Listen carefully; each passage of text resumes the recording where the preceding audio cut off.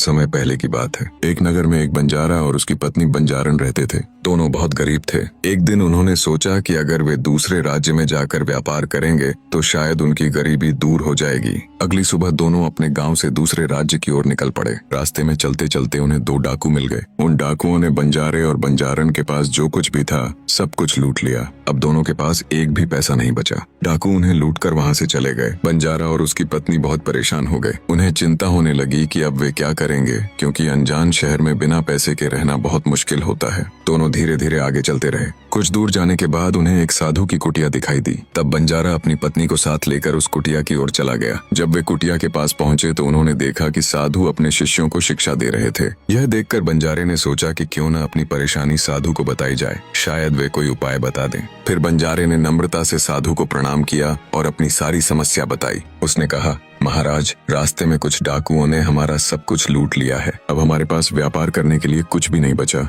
कृपा करके कोई उपाय बताइए। बंजारे की बात सुनकर साधु को उस पर दया आ गई। तब साधु ने उसे एक धनवान सेठ के बारे में बताया और कहा, तुम उस सेठ के पास चले जाओ, शायद वह तुम्हारी मदद कर दे। साधु की बात मानकर बंजारा अपनी पत्नी को लेकर उस सेठ के महल में पहुंच गया। वहां जाकर बंजारे ने सेठ से कहा, सेठ जी, मुझे कुछ पैसों की जरूरत है। सेठ ने पूछा, क्या तुम्हारे पास गिरवी रखने के लिए कोई चीज है? तब बंजारे ने कहा, मेरे पास गिरवी रखने के लिए सिर्फ मेरी पत्नी है। अगर आप मेरी पत्नी को गिरवी रखकर मुझे कुछ पैसे दे दें तो मैं व्यापार करके आपके सारे पैसे लौटा दूंगा। तब आप मेरी पत्नी मुझे वापस दे देना। जब सेठ ने बंजारन को देखा तो वह उसके सौंदर्य पर मोहित हो गया। उसने मन ही मन सोचा, अगर यह बंजारा पैसे वापस नहीं दे पाया तो मैं इसकी पत्नी को हमेशा के लिए अपने पास रख लूंगा। यह सोचकर सेठ ने बंजारे को कुछ पैसे दे दिए और उसकी पत्नी को अपने पास गिरवी रख लिया। बंजारा पैसे लेकर व्यापार करने के लिए आगे निकल गया। उसने किसानों से सस्ते दामों में सब्जियां खरीदनी शुरू की और फिर गांव के जरूरतमंद लोगों को थोड़े महंगे दामों में बेचने लगा। इस प्रकार सब्जी बेचकर बंजारे ने बहुत ही कम समय में काफी पैसे कमा लिए। कुछ समय बाद बंजारा सेठ के पास पहुंचा और बोला, सेठ जी,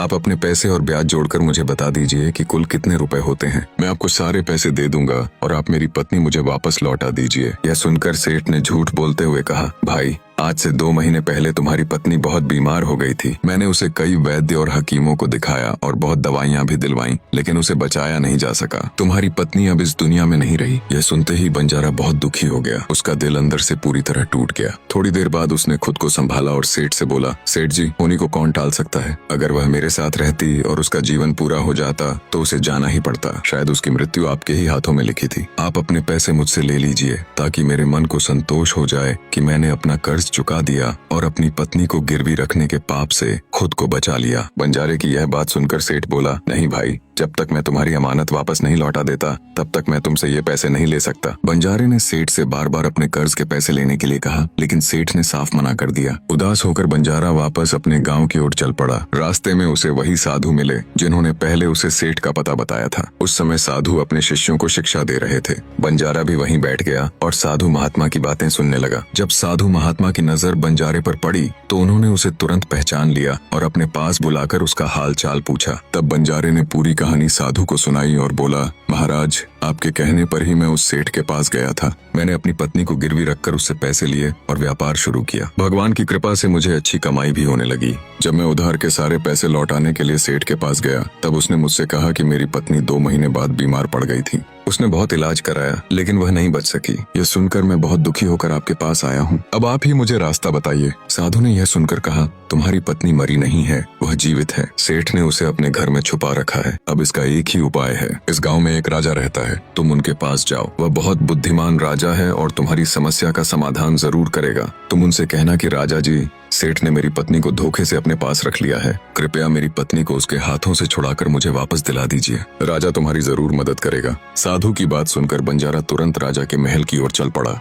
महल में पहुंचकर बंजारे ने राजा से विनती करते हुए कहा, राजा जी, उस सेठ ने मुझसे झूठ बोला है। उसने कहा कि मेरी पत्नी मर गई है, लेकिन असल में उसने मेरी पत्नी को अपने घर में छुपा कर रखा है।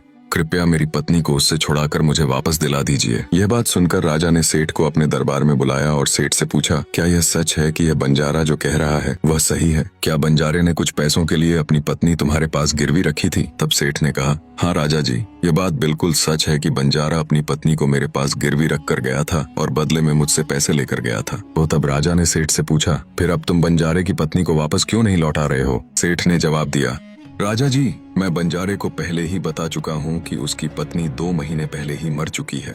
सेठ ने गुस्से में कहा, अब मैं यमराज से तो उसकी पत्नी को वापस लाकर दे नहीं सकता।